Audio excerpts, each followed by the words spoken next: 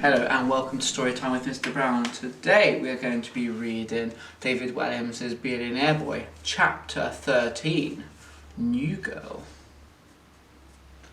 The half-term holidays came and went, and when Joe returned to school on the Monday morning, he found he wasn't the centre of attention anymore. There was a new girl at school, and because she was so pretty, everyone was talking about her. When Joe walked into his classroom, there she was, like a giant unexpected present.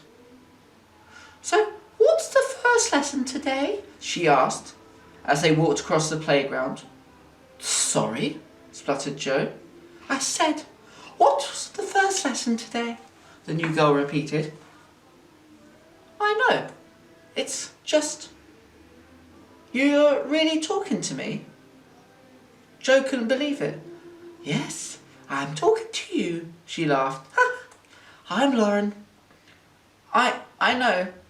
Joe wasn't sure if the fact that he had remembered her name made him sound suave or like a stalker.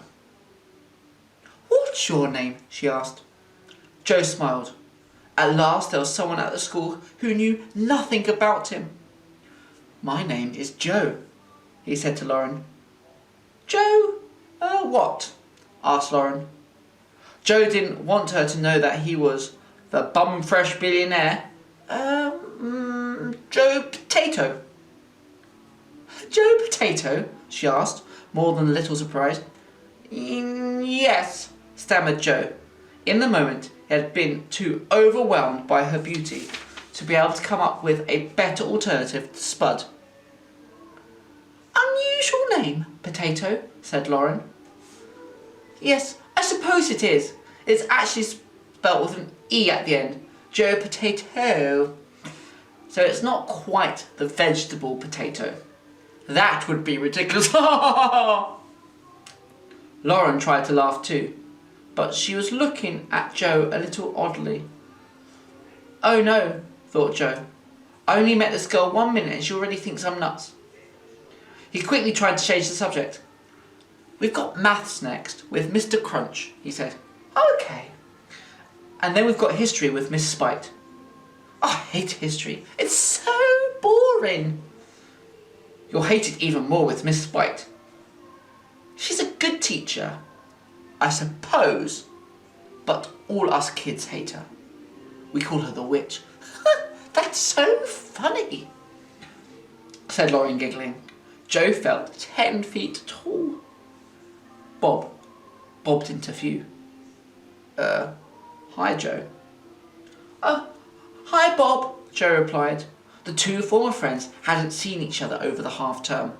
Joe had spent his days alone, racing round and round his racetrack in a new Formula One car his dad had bought him, and Bob had spent most of the week in a bin. Wherever Bob was, the grub seemed to find him, lift him up by his ankles and deposit him in the nearest skip.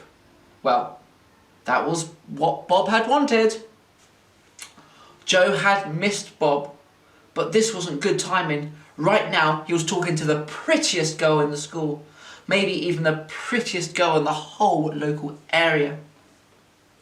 I know we haven't seen each other for a while, but, well, I have been thinking what we said when you were doing litter duty," stammered Bob.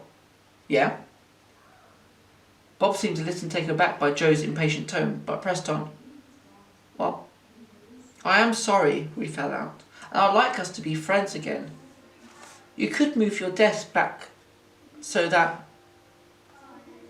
"Do you mind if I talk to you later, Bob?" said Joe. "I'm quite busy right now." "But..." began Bob, a wounded expression on his face. Joe ignored it. "I'll see you around," he said. Bob marched off ahead. "Who was that? A friend of yours?" inquired Lauren. No. He's not my friend," replied Joe. "Bob's his name, but he's so fat everyone calls him Blob." Lauren laughed again. Joe felt a tiny bit sick, but he was so pleased to be making the pretty new girl laugh that he pushed the feelings all the way down inside him.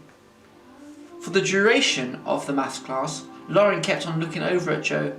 It put him right off his algebra. In history, she was definitely gazing in his direction too. As Miss Spite droned on and on and on about the French Revolution, Joe started to daydream about kissing Lauren. She was so very pretty that Joe wanted to kiss her more than anything. However, being only 12, Joe had never kissed a girl before and had no idea how to make it happen. And the name of the King of France in 1789 was Spud. Yes, miss? Joe stared at Miss Spite, horrified. He hadn't been listening at all. I asked you a question, boy. You haven't been paying attention, have you? Do you want to pass your exam? Yes, miss. I was listening, stammered Joe. What is the answer then, boy? Demanded Miss Spite. Who was the King of France in 1789? Joe had no idea. He was pretty sure it wasn't King Kevin II, or King Craig IV, or King Trevor the Great, because kings didn't tend to have names like that. I am waiting, pronounced Miss Spite. The bell rang. I'm saved, thought Joe. The bell is a signal for me, not you, pronounced Miss Spite. Of course she was going to say it. She lived to say that. It would probably be written on her tombstone. Lauren was sitting behind where Miss Spite was standing, and she suddenly waved at Joe to get his attention. He was confused for a moment, then realised she was trying to help him by miming the answer. First, she acted out someone going to the toilet. King toilet, though? Offered Joe. The class all burst out laughing. Lauren shook her head. Joe had another try. King lavatory? Lavatory? They laughed again. King Bog? They laughed even harder. This time, King Louis the... Yes, boy? Miss Spite continued her interrogation. Behind, Lauren mimed numbers with her fingers. King Louis the 5th, the 10th, the 15th... 16th! King Louis the 16th, declared Joe. Lauren mimed a little clap. That's right, Spud, said a suspicious Mrs. Spite, before turning to the board and writing on it, King Louis the 16th. Stepping out into the spring sunshine, Joe turned to Lauren.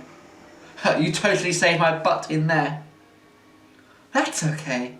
I like you, she smiled. Really? Asked Joe. Yes. Well then, I wonder if... Joe stumbled over his words. Well, what? If you, you probably wouldn't. In fact, you definitely wouldn't. Why would you? You're so pretty and I'm just a big lump, but... The words were spiraling out of his mouth in all directions now, and Joe was beginning to blush fiercely with embarrassment. Well, if you wanted to... Lauren took over the speaking for a bit. If I wanted to go for a walk in the park after school and maybe grab an ice lolly, yes, I would love to. Really? Joe was incredulous. Yes, really. With me? Yes, with you, Joe Potato. Joe was 100 times happier than he could ever remember. It didn't even matter that Lauren thought his last name was Potato. The end of the chapter. I'll see you for chapter 14. But until then, goodbye.